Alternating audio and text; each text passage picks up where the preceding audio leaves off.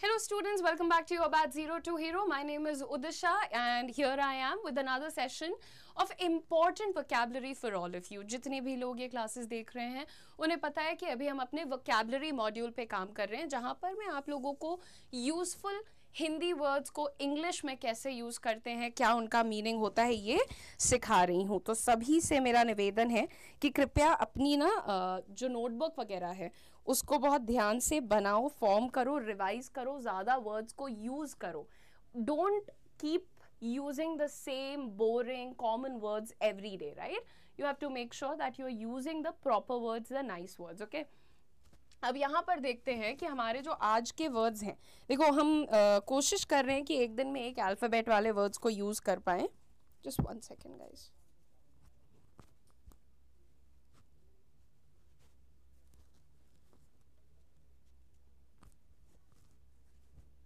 ठीक है, तो जैसे हमने देखा एक हिंदी का वर्ड डाकू। हम लोगों को पता है कि जो लोग चोरी करते हैं, ज़ोर ज़बरदस्ती करते हैं लोगों से, उनके घरों पे अटैक करते हैं, एक किसी ना किसी समूह के मेंबर होते हैं, मतलब किसी गैंग के मेंबर होते हैं, a member of a robber band. डाकुओं का जो समूह होता है that's called a robber band, और you can also call it a gang of dacoits. So डाकू को आप लोग रॉबर भी कहते हैं, एक इंडिविजुअल मेंबर को आप डेकॉइट भी कह सकते हैं। क्या कह सकते हैं? डेकॉइट्स। मूविंग ऑन एवरीवन, मूर्ख। मूर्ख आदमी जो मंद बुद्धि है, जिसके अंदर दिमाग नहीं है, उसके लिए हम बड़ा कॉमनली एक वर्ड यूज करते हैं फूलिश। बट अब आप थोड़ा सा एडवांस वर्ड, और ये थोड़ा फॉर्मल होता है, यानी आप किसी को बोल भी दोगे तो ऐसा नहीं है कि कोई ऑफेंस ले लेगा। जैसे किसी को फूलिश बोलो तो सबको पता है कि यार मुझे कुछ बुरा बोला है। बट डैफ्ट को बहुत, डैफ्ट का मतलब होता है एक्चुअली जिसके दिमाग में लग गई है जंग, है ना? तो आप क्या कह सकते हैं? What a daft person, oh that is such a daft statement. कितनी मूर्खता वाली बात है, यानी डैफ्ट स्टेटमेंट है। तो मूर्ख की जगह जो आप ज्यादा एडवांस वर्ड यूज कर सकते हो that is daft. Everybody, moving on. To run through mud and water. जो लोग कीचड़, जब आपने देखा होगा कि जो मजदूरी कर रहे होते हैं, या जो लोग ट्रैवलर्स होते हैं, या गांव में अगर रहते हैं, तो एक समय ऐसा आता है जब बारिश हुई है तो पानी में ही चलना पड़ेगा, कीचड़ में ही चलना पड़ेगा। तो ये जो पानी और कीचड़ में चलना दौड़ना होता है ना, इसके स्पेसिफिकली लिए एक हमारे पास वर्ड होता है डैगल। और my dog was daggling in the park. जैसे हमारे डॉग्स होते हैं, उनको पार्क में लेके जाओगे, जहां पानी देखेंगे वहां उछल कूद चालू कर देंगे। तो इसके लिए एक स्पेसिफिक वर्ड होता है to daggle. My dog was daggling, और the children were daggling in the rain water. तो रेन वाटर में उछल कूद कर रहे थे, खेल रहे थे। Daggling is the right word for that, okay. Next देखते हैं, a building for keeping milk in cream. देखो जो लोग भी बिजनेस में होते हैं, मिल्क के बिजनेस में होते हैं, उनके पास कैटल होते हैं, वो दूध निकालते हैं, बेचते हैं, सच थिंग्स, तो उनका अपना एक अलग बिल्डिंग होता है, उसमें वो सारा अपना प्रोडक्ट रखते हैं कि पनीर हो गया, चीज़ हो गया, कर्ड हो गया, बटर हो गया, मिल्क हो गया। तो उसके लिए जो अलग से एक बिल्डिंग होती है, उसे हम क्या कहते हैं अंग्रेजी में? We call it a dairy. Now dairy नहीं है, it is not dairy, dairy नहीं, that's called a dairy. Dairy, ये डिफ्थोंग का एग्जाम्पल है गाइज। जब भी आप एयर, एयर जैसे dairy, dairy, that's the pronunciation. So it's my job to tell you the most appropriate pronunciation. बाकी आपके ऊपर है आप कैसे बोलेंगे, पर dairy, dairy की जगह आप उसको dairy, dairy, that's a dairy, right? So that's how you use these words in correct pronunciation. अच्छा, जब हम किसी चीज़ के लिए लेट हो जाते हैं, देर कर देते हैं, किसी काम में विलंब डालते हैं, तो देर करना के लिए हमारा एक तो कॉमन वर्ड है delay, right? Don't delay the exam, don't delay the process, don't delay the meeting. Meeting को देर मत करो, एग्जाम में देर मत करो, don't delay otherwise you will miss the train. So देर मत करो वरना ट्रेन छूट जाएगी। बट यहाँ पर एक नया वर्ड है dally.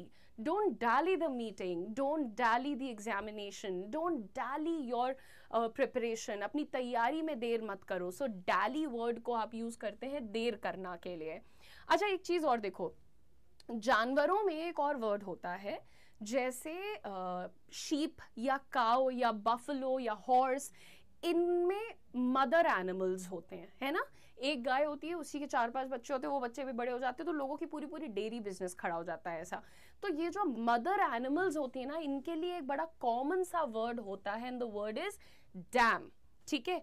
तो जब भी तुम एक मदर एनिमल की बात करोगे और तुम्हें नहीं पता है, जैसे गाय जो है वो लेट्स से स्त्रीलिंग है उस जानवर का, तो उसे आप काऊ कहते हो, और उसी का जो पुल्लिंग है उसको हम क्या कहते हैं, बुल कहते हैं, करेक्ट। लेकिन कई जानवरों का हमें एग्जैक्ट नाम नहीं पता होता है भाई, तो वहां पर आप बोल सकते हैं दैट्स द डैम, यानी वो स्त्री लिंग है, वो फीमेल उसका है वर्जन, तो यहाँ पर डैम बोल सकते हैं। ऐसे ही जो मेल होता है, फादर एनिमल जो होता है, उसके लिए हम वर्ड यूज करते हैं सायर। सायर, लोग फादर को भी, जैसे पुरानी अंग्रेजी सीरीज या मूवीज देखो तो उसमें फादर को सायर बोला जाता है, किंग को भी सायर बोला जाता है।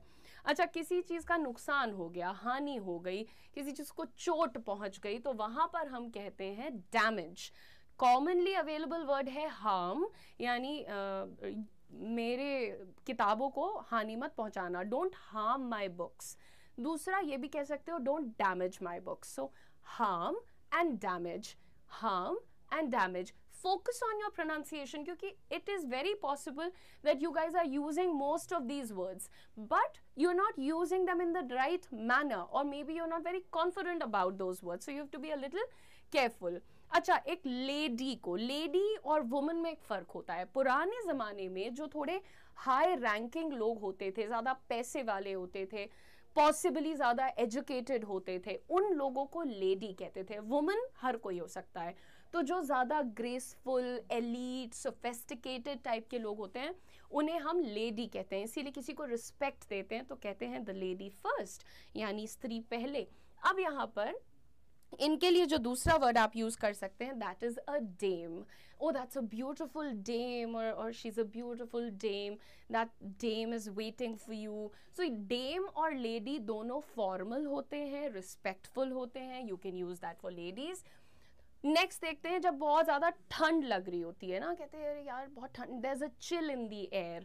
ऐसे जब कहते नहीं यार हवा में एक चुभन सी है, so there's a chill in the air. क्या बोल रहे हैं, chill in the air. Okay, next देखिए, उसी को यहाँ पर जब हम, एक तो ये समझिए कि गीलापन, बेसिकली जब हवा में पानी जैसा फील होता है, या फिर कभी कभी कुछ घर ऐसे होते हैं उसके अंदर जाओ, घर में ठंड लगती है, तो वहां पर आप अपना वर्ड जो है सीलन भी यूज करते हैं कि भाई इस घर में तो बड़ा पानी पानी सा फील होता है। उसी को हम लोग डैम्प भी कहते हैं। The weather is very damp, और this house is very damp, या this shirt is a little damp, ये थोड़ी ठंडी ठंडी सी है, इसमें पानी महसूस हो रहा है, उसके लिए आप अपना वर्ड डैम्प यूज कर सकते हैं। मूविंग ऑन एवरीवन, जो हमारा नेक्स्ट सेट ऑफ वर्ड्स है, अब देखो लाड करना, दुलार करना, ऐसे गले लगाना, सर सहलाना, इनके लिए भी एक वर्ड होता है। वैसे तो कह सकते हैं टू पेट अ चाइल्ड और टू पेट अ पर्सन। पेट करने का मतलब होता है लाड करना, दुलार करना। पेट से लोग कहते हैं घरेलू जानवर खाली, ये इतना जान पाते हैं, लेकिन दैट्स नॉट ट्रू, क्योंकि इसके और भी मीनिंग्स होते हैं। ठीक है, just 1 second. Okay,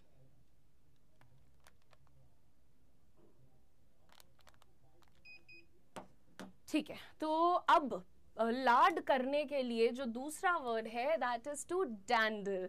she was just dandling with the children, और she was dandling the cows. गाय को देख के कितना प्यार आता है, गाय हैं, घोड़े हैं, बकरियां हैं, ये इतने मासूम होते हैं, वी लुक एट देम, हमारा दिल करता है उनको थोड़ा प्यार करें। तो दैट दिस दुलार करना, लाड करना, you have the word to डैंडल।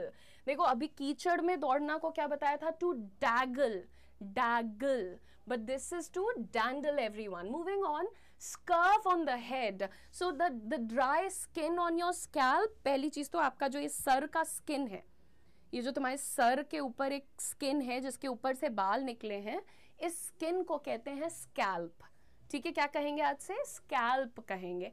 Scalp के ऊपर कई बार ड्राई स्किन आ जाती है, बिल्कुल, तो जो ड्राई स्किन होती है उसको यहाँ पर स्कर्फ कह रहे हैं, स्कर्फ है ना। कोई भी देखो रूखी सूखी चीज है, गिरी है, झड़ गई है, उसको हम लोग स्कर्फ बोलते हैं। धूल, मिट्टी, छत से गिरा हुआ paint, so there is scarf on the floor. तो कोई भी रूखी सूखी टूटी फूटी चीज है तो दैट इज अ स्कर्फ। लेकिन ओवरऑल जो रूसी होती है उसको अंग्रेजी में क्या कहते हैं? डैंड्रफ। डैंड्रफ, तुम्हारे बालों में बड़ी रूसी हो रही है, you have dandruff in your hair. So यहाँ पर दो बातें सिखाई है। सर की स्किन को क्या कहते हैं? स्कैल्प कहते हैं, स्काल्प नहीं, स्कैल्प। दूसरी चीज, कोई भी रूखी सूखी टूटी फूटी बहुत बारीक चीजें होती हैं, दैट इज स्कर्फ, स्कर्फ। और ओवरऑल जो सर पे रूखा सूखा इकट्ठा हो जाता है, that is called your dandruff. Moving on everybody, liability to harm, अगर हमें किसी चीज के का डर है कि इसको हानि पहुंच सकती है ना, वो एक मन में हमारे भय होता है उसे लेकर के, उससे कहते हैं डेंजर।